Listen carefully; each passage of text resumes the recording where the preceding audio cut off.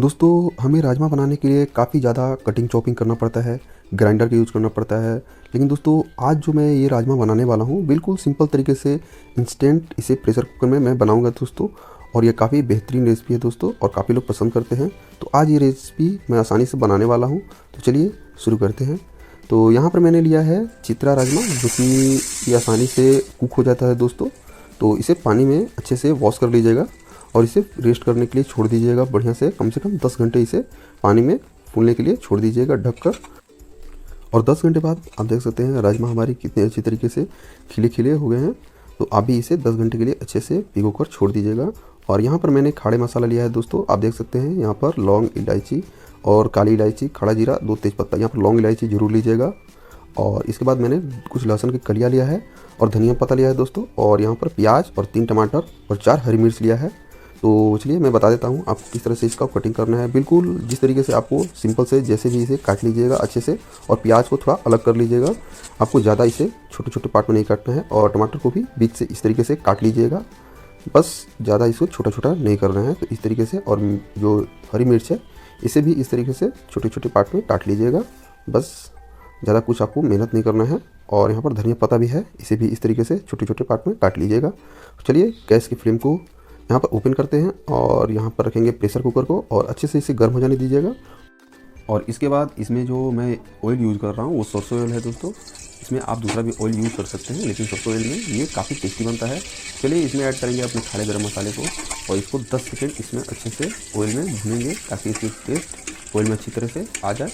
तो चलिए मैं इसे भून लेता हूँ। और इसके बाद इसमें ऐड करेंगे लहसुन को और इसे भी 10 सेकेंड अच्छे से भून लीजिएगा इसमें। और फिर इसके बाद यहाँ पर ऐड करेंगे प्याज को।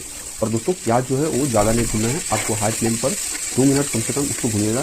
जब ये नरम हो जाए, हल्का सा इसमें कलर आ जाए प्याज में, तब इसके बाद आप इसमें ऐड करेंगे हल्दी पाउडर, 1 बड़ा चम्मच तीखी मिर्च और 1 बड़ा चम्मच यहाँ पर आप कश्मीरी मिर्च जो लाल वाली होती है वो ऐड कर लीजिएगा इसमें।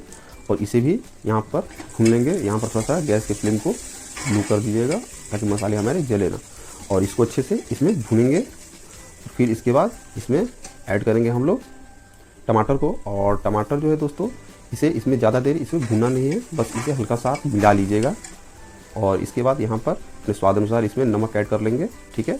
और फिर इसके बाद यहाँ पर 1 बड़ा चम्मच में धनिया पाउडर, फिर इसके बाद आधा चम्मच जीरा पाउडर ऐड करूँगा। और इसे बस थोड़ा सा मिलाकर इन सभी को इसमें पानी ऐड करेंगे। और पानी दोस्तों आप अच्छा से ज़्यादा मत यूज कीजिएगा, ज़्यादा नहीं, ये तो एक्स्ट्रा कुक करना पड़ेगा। बस थोड़ा सा इतना डालिएगा पानी ताकि हमारे मसाले अच्छे से जले ना। और इसे अच्छे से हाई फ्लेम पर 3 विसिल आने दीजिएगा। और जब ये प्रेशर कुकर से पूरी तरह से प्रेशर निकल जाए तब इसे खोलेंगे। तो यहाँ पर 3 विसिल आ गई है और ये अच्छे से ठंडा हो गया था। तो आप देख सकते हैं कि हमारे मसाले अच्छे से कुक हो गए हैं।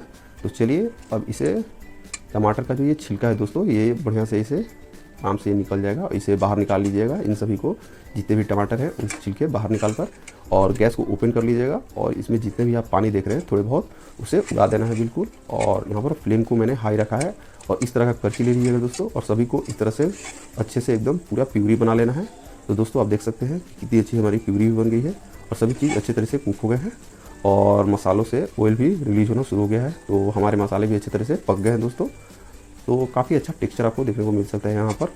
बस इतना स्टेज तक इसे कुक करना है। और फिर इसके बाद इसमें हम लोग ऐड करेंगे अपने राजमा को जो कि भिगो कर रखे थे। और उसे ऐड कर कर इसे ज़्यादा नहीं इसके साथ पकाना है, बस इसे 2-3 मिनट इतना इसके साथ भूनिएगा ताकि मसाले जो है इसके साथ अच्छे से सेटल हो जाए। बस ज़्यादा नहीं इसे भूनना है। तो चलिए मैं इसे अच्छे से थोड़ा सा इनके साथ मिलाकर इसे थोड़ा देर इसे ढक ढक कर 2 मिनट, ज़्यादा नहीं, बस 2 मिनट बाद पकाने के बाद यहाँ पर इसमें पानी ऐड करेंगे दोस्तों। और पानी आप यहाँ पर ज़्यादा थोड़ा ऐड कीजिएगा ताकि हमारे जो राजमा है वो फटे ना। और फिर इसके बाद यहाँ पर मैं आमचूर पाउडर ऐड कर रहा हूँ आधा चम्मच। और फिर इसके बाद इसमें थोड़ा सा मैंने आधा चम्मच गरम मसाला ऐड किया है। आप भी ये सब चीज़ ऐड कीजिएगा ज़रूर इसमें। और ख़ासकर ये ऐड कीजिएगा जो कि काली मिर्च की पाउडर है, इससे ये काफ़ी टेस्टी बनता है। तो इसे ज़रूर ऐड कीजिएगा इसमें। और फिर इसके बाद लास्ट में मैंने यहाँ पर ऐड किया है कस्तूरी मेथी। इन सभी को अच्छे से मिला लेंगे। और मैं दोस्तों आपको बता दूं कि अगर आपने राजमा को अच्छे से कम 10 घंटे भिगो कर रखा है तो आपको यहाँ पर कम से कम इसे 4 विसिल आने दीजिएगा मीडियम टू लो फ्लेम पर। तो यहाँ पर 4 विसिल आ जाए तो इसे जो प्रेशर जो रहता है दोस्तों वो अगर बढ़िया से निकल जाएगा तभी प्रेशर कुकर को ओपन कीजिएगा। तो दोस्तों यहाँ पर प्रेशर कुकर से सारी प्रेशर निकल गई है। तो चलिए इसे ओपन करते हैं। तो ओपन करने के बाद यहाँ पर आप देख सकते हैं तो कुछ इस तरह का टेक्सचर आपको देखने को मिलता है दोस्तों। और धनिया पत्ता लास्ट में इसमें ऐड कर इसे थोड़ा देर और 5 मिनट बंद कर और फिर इसके बाद इसे ओपन कीजिएगा और इन सभी को अच्छे से आपस में मिला दीजिएगा। और मैं आपको यहाँ पर दिखाता हूँ किस तरह का हमारा जो ये रेसिपी है कितना शानदार तरीके से बनकर तैयार है।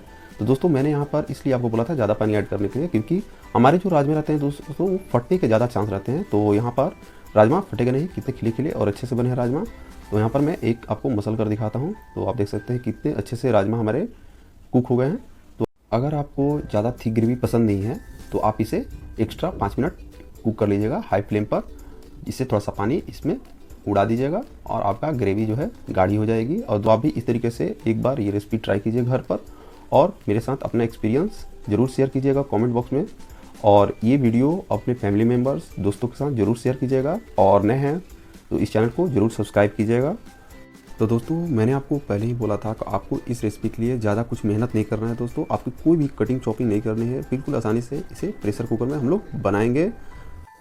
तो दोस्तों एक बार इस रेसिपी को अपने घर पर फैमिली मेम्बर के साथ ज़रूर ट्राई कीजिएगा और जीरा राइस के साथ इस रेसिपी को ट्राई कीजिएगा। आपको ये रेसिपी काफ़ी पसंद आएगी।